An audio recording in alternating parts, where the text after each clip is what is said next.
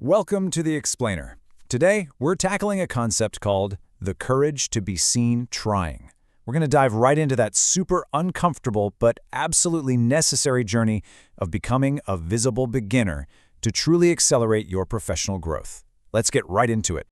Look, if you've ever held back a great idea, or maybe delayed a launch, or just stayed quiet in a meeting because you didn't quite feel ready yet, you are in the exact right place. To break our usual pattern of thinking here, consider this reality. Most people aren't afraid of failing. They're afraid of failing where others can see. It's so true, right? The fear holding most established professionals back isn't the fear of making a mistake. It's the deep, visceral anxiety of looking inexperienced while doing it. You aren't terrified of being wrong. You're terrified of being judged while you're learning. Private failure, we can handle that. But public failure, well, that feels entirely different.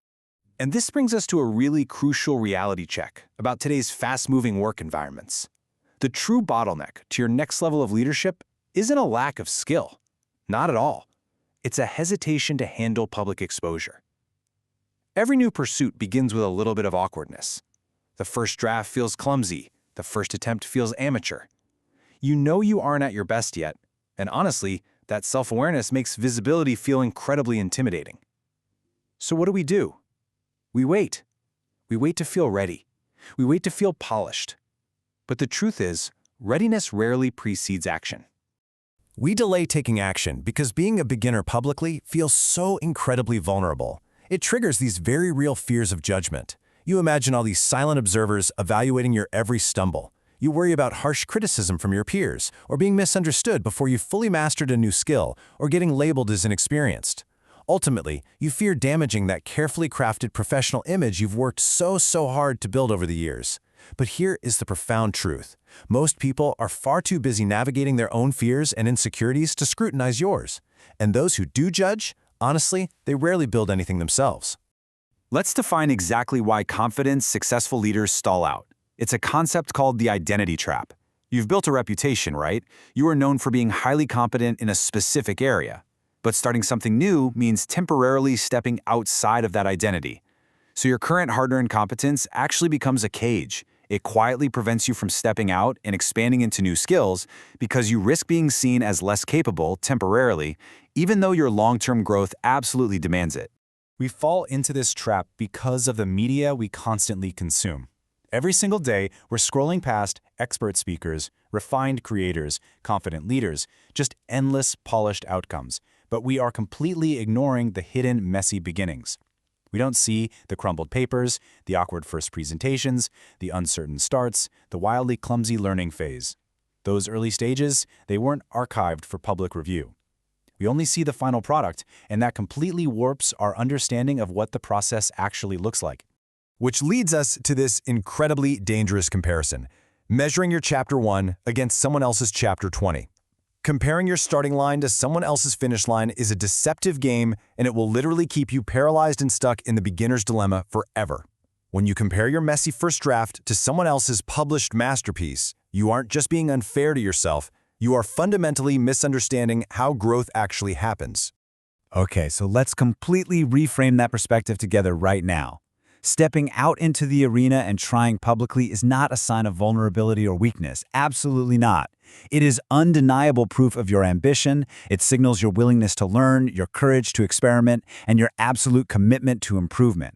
The very act of trying publicly actually accelerates your development because it forces you out of your comfort zone and straight into the realm of real-world application. I want you to think of this progression like an evolving, ascending staircase.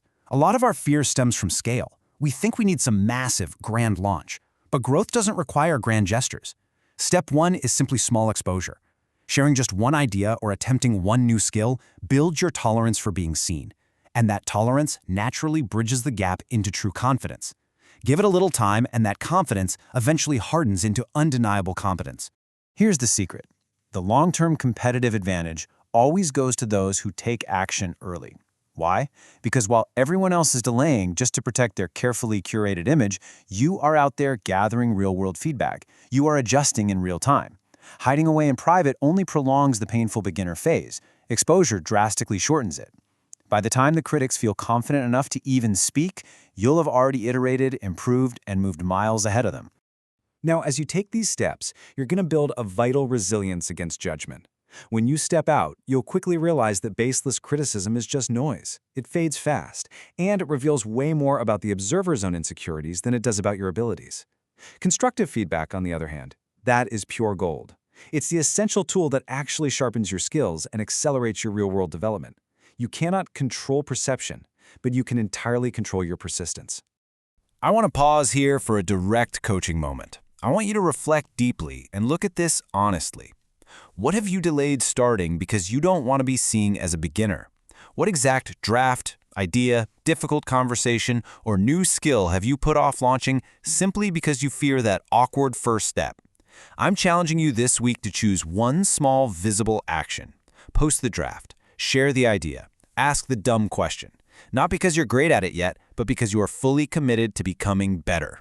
Now let's shift our focus from self-growth to team empowerment, because this is where true leadership actually happens. When you choose to take that visible step and let yourself be seen trying, you create a massive ripple effect in your workplace. You normalize learning. You normalize making mistakes. You literally give your peers and your team explicit permission to start imperfectly themselves. You redefine growth as an ongoing process, not a rigid performance. By stepping out, you strengthen the collective resilience of everyone around you. Every single expert you admire once stood exactly where you are today, uncertain, feeling totally exposed, but ultimately willing to begin. Attempting something new in public isn't an embarrassment. It is the very evidence of your professional evolution. It is not an embarrassment to be caught learning. Actually, it's the absolute hallmark of a leader who is adapting and thriving in a fast-moving world. As we wrap up this explainer, I want to leave you energized and challenged by this final thought.